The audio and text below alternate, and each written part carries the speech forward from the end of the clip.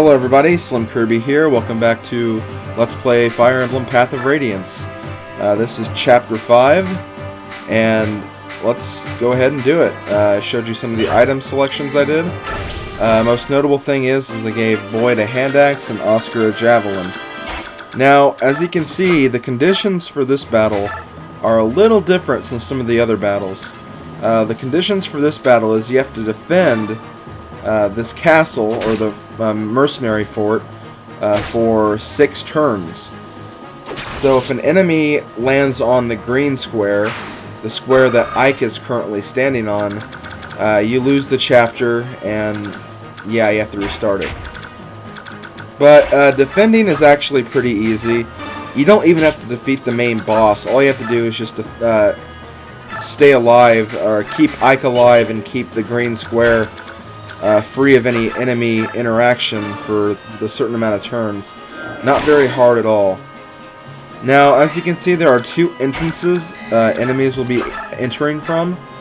The one you want to look out for most of all is the southern entrance, where Boyd and Gotri are right now. The most of the enemies will come from that direction. The boss will come from that direction, so that is definitely the most important location of this battle to send most of your guys. Now, there are a few different combinations of units you can use here. I believe the best team you want to send to the south is probably Oscar and Gotri. Now, I'm trying out Boyd down there because I want to give Boyd a little more experience, and because there are also a lot of lance users down there as well, and Boyd could really have fun with that. But Oscar would be okay too, even though he's a lance user. There are also a few sword users down there as well, so he would feel right at home no matter what.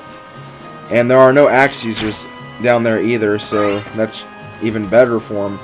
But I decided to do something a little bit differently this time, and thought I'd give Boyd a chance to shine. And I like to think he shines in this video. I think Gotri will probably shine a little bit more though, but we'll see what happens.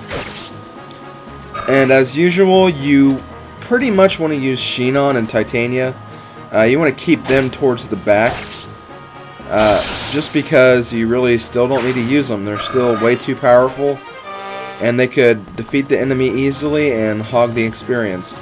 But they can be very helpful, just in case an enemy manages to breach through the chamber, or if you need to rescue someone like Soren or Rise, when there are long-range units around this area.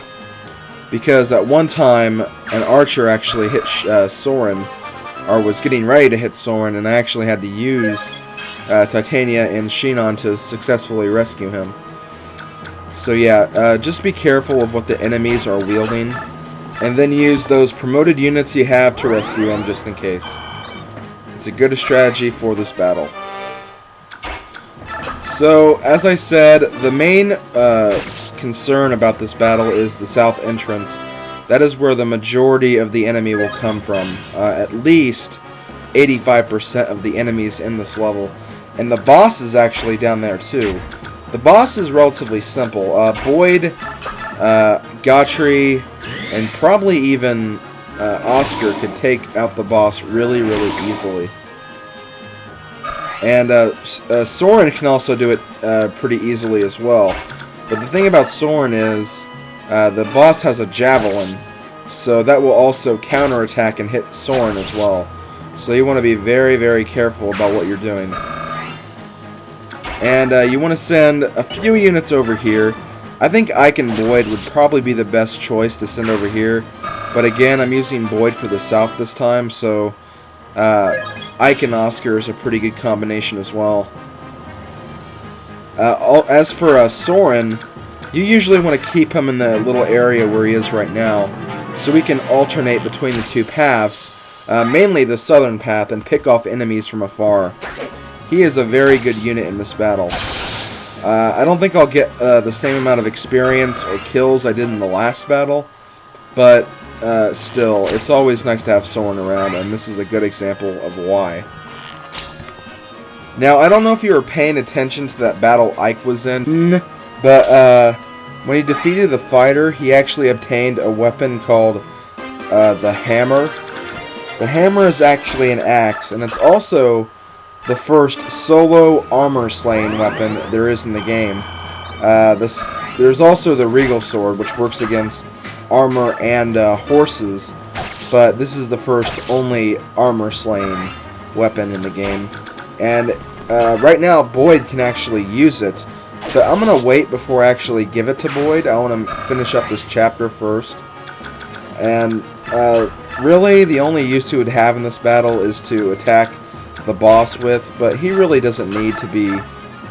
He's not really worth the hammer usage because he's a very weak guy to begin with, and he's easily defeatable without it, so I'm not really going to worry about giving that to Boyd right now, but I will give it to him later, possibly before the next chapter. Now here's a little fun fact about this chapter. On hard mode, this chapter is made a lot harder because you actually have to play with fog.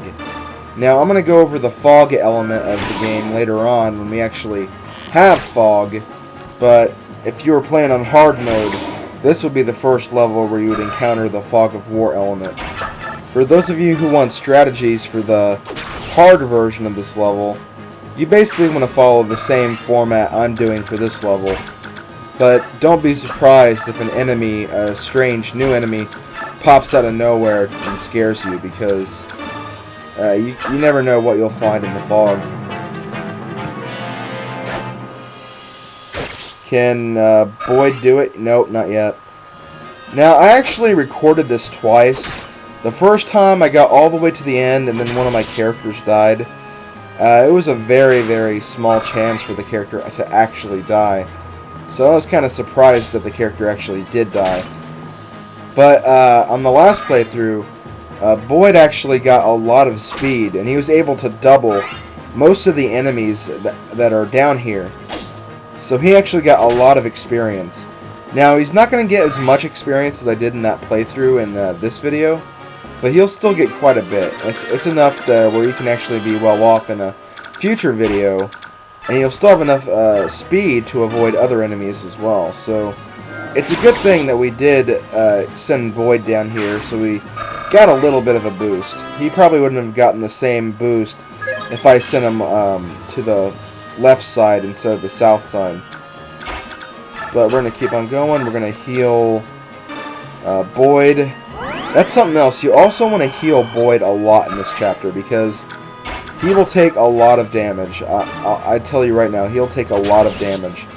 And he also rarely avoids attacks, so that just piles on the damage even more. He got pretty lucky for the most part in this chapter, though. Like, let's see. Yeah, he dodged that. Usually he probably wouldn't have dodged that. But he did pretty good considering. Now, on the start of the fourth turn, you'll have some enemy reinforcements down here. One's usually a soldier and the other one's archer. I think they're the same no matter what. I don't know if there's a change on hard mode or anything. But essentially you want to use either Boyd or Oscar or Gotri, whoever you're using for this battle, really.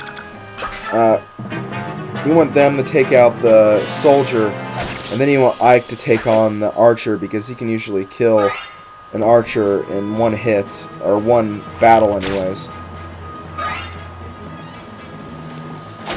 Yeah, Ike got a little more experience here. I didn't really want him to get the kill there. I wanted Oscar to get that kill, but no big deal. It's a good thing he's still gaining levels. He's only becoming more powerful. And he is the main lord, so we want him to become powerful.